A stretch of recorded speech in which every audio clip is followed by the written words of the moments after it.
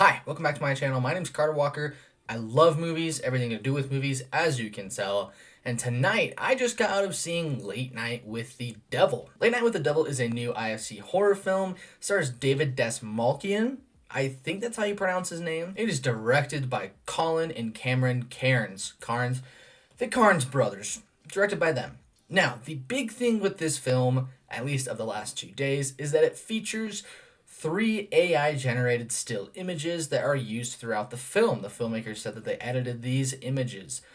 I just wanted to let you know that before you choose to go and see the film. Before I give my recommendation about the film, I will talk more about that after I review the film. I just wanted to get that out there. I'll give you my opinion on that and just everything else. But I think that the most important thing is you are aware that there are AI images in use in this film, and you go decide if you want to see the film or not. Let me know down in the comments below if you've seen Late Night with the Devil, if you plan on seeing it because of the AI use. I was thinking of making a separate video, but I think I'll just talk about it in this since it's so pertinent to this film. Let me know down in the comments below what you decide, what you think.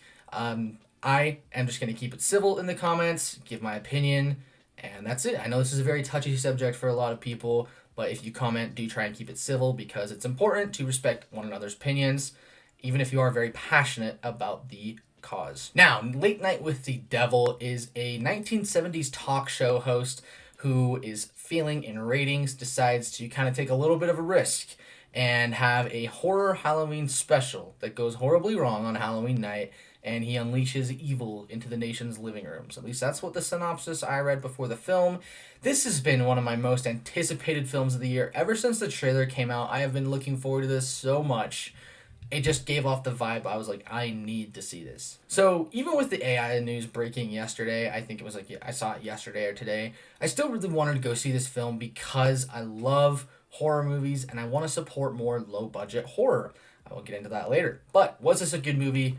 Let's get right into the positives. The biggest positive I can give this film is the beautiful 70s aesthetic that the filmmakers go for in this film. I think it paid off greatly. It just gives so much aesthetic, so much like atmosphere to the film that I think really paid off in such a great way. David is such a great performer. Very underrated actor, and I think that he gives it his all in this film. He just portrays mania, fear, desperation so well, and like the cool, smug, suave talk show host. He is so good at it. Very witty in the film. The writing is very witty. He has a lot of great like comebacks, a lot of great retorts throughout the film that he gives to people who are just kind of sassing him. I loved his reactions throughout the movie. And the movie honestly feels like it is a broadcast pulled from the 70s. And I thought that it was just a ton of fun to see this unique and different aesthetic. It was something I've never seen before. They really went for it. Like the aspect ratio when you're watching the actual television footage is the 4:3 ratio. And so it's shot just like a show, and I think that it paid off so well. It was so interesting to see it play out. The effects here are phenomenal. The story is great as well. The story is just so simple, gives you the right amount of detail in the very beginning. It might seem like a little bit of an exposition dump, but then you kind of see it play out throughout the film. So the beginning and the ending of the film are very story heavy, at least very character heavy, telling you information, showing you information about the main character. And Jack Delroy is so interesting because he has like a darker past that you see. He's like very haunted by the passing of his wife, and so it's really interesting to see everything that happens. And he's a character that you really want to get to know. He's very desperate for fame, very desperate for ratings. What is he willing to do for those ratings? What is he willing to sacrifice? How far is he willing to go? And it's so interesting to see this movie and to see it play out in front of you. I thought the performances were all great. The writing was very, very sharp. I loved the little reveals throughout the film, the little ways they're able to work in scares, able to work in tension. The actress that played the little girl, Lily, I'm just reading this, Ingrid Torelli, she was so creepy, so good at being like the unnerving teenager. And then when it's time for Mr. Wriggles to come out, she does a great job of portraying him as well, just being very creepy, very unsettling. Pretty much everything from a technical and creative level was done very well. There are little moments in here, like little cutaways that I think are really fun. Like, oh, we're taking a commercial break. You'll see it right after this break. And there's like little lines in here that just feel so like talk show host, like so so like, come back. You have to come back. You have to stay with us. We're doing this for the ratings. And it's so engaging to see it kind of play up, and you're not sure almost what is real and what is like played up for show. And it seems very genuine throughout because David is such a great performer. And the film doesn't play it like, oh, what's staged? What's fake? There's a skeptic there who questions everything. I found him to be very entertaining throughout the film. He had a lot of great lines. It was a great foil to everything else because Jack actually buys into the whole thing, whereas the skeptic doesn't. And so the skeptic is that little voice in your head that's like, yeah, but what if this is staged? Like, this could be so easily staged.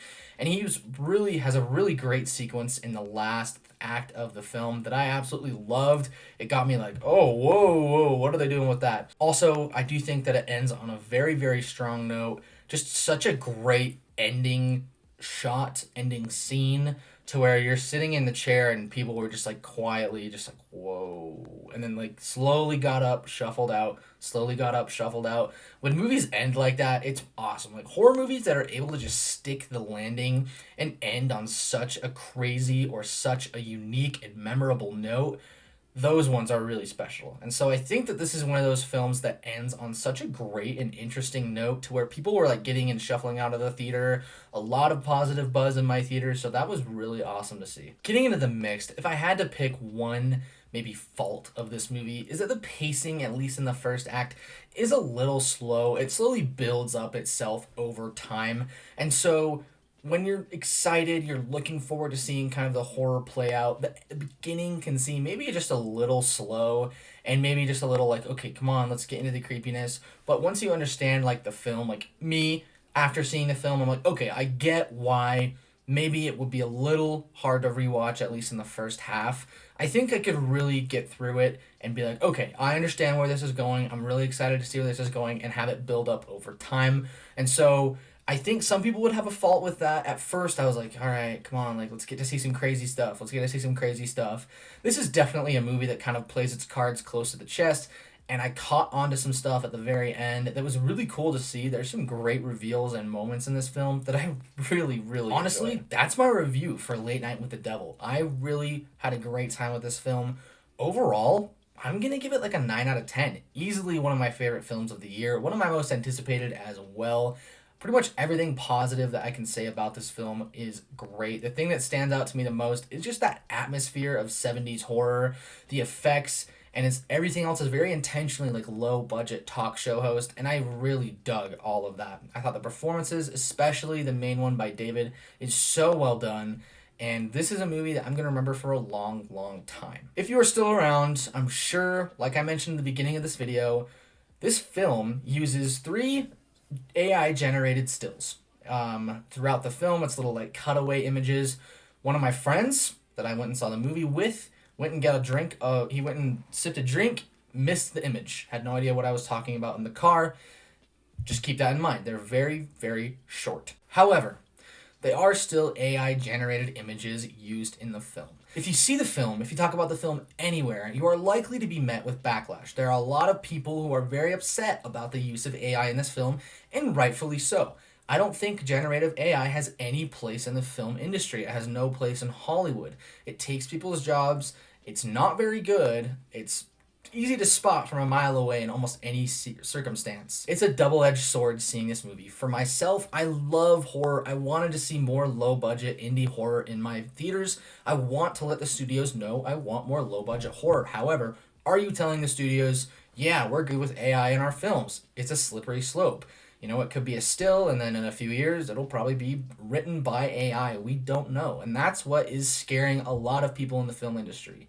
I am a film student. A lot of our classes, a lot of discussions we have in class are about AI, generative AI, and what it means for us as future filmmakers. I honestly have been thinking about this a lot ever since the news dropped. I really wanted to see this film, and if before I was in film school, I honestly would have gone and seen it. No questions asked, no harm done, no foul. I would have been like, yeah, let's see it. I don't really care. Being in film school and seeing how scared people are about this and how nervous, how passionate they are, then it's really understandable. There are 2 sides. Both people's feelings are valid. It's valid to say, I want to support low-budget horror and see this film. And then people will be like, well, why didn't you say this to this movie? There's always straw man arguments when it comes to that. So I'm not going to get into it because really, I don't care. I don't care what people have to say. I made my decision. I stand by it. You can disagree with me in the comments. You can tell me I'm an idiot in the comments. I really do not care.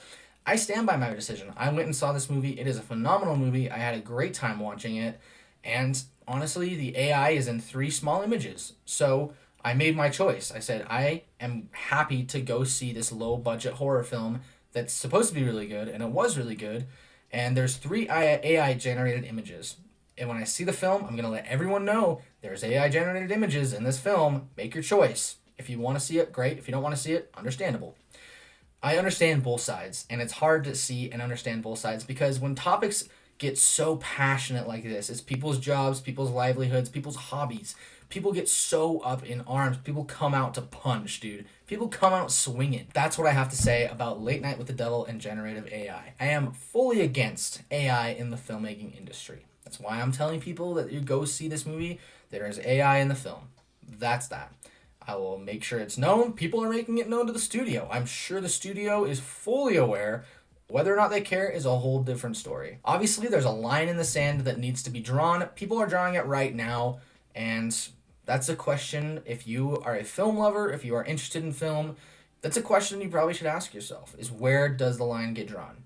I'm sure there's going to be so much fun discourse about this film, but overall, I just do not care. I thought the film was a great time. I'm very disappointed that the film used AI. However, the film and everyone involved with it did a phenomenal job. Bummer that there's AI in it. Bummer that an artist didn't get a job or whatever that happened. Apparently, it was done in 2022, and they edited the images afterwards. There's so many reports coming out about this. I'm sure we'll continue to learn more and more about this as the time goes on. All in all, guys, I'm going to wrap it up. I'm just repeating myself. Have you seen it? Let me know what you thought in the comments down below. As always, guys, my name's Carter Walker, and have a great rest of your day.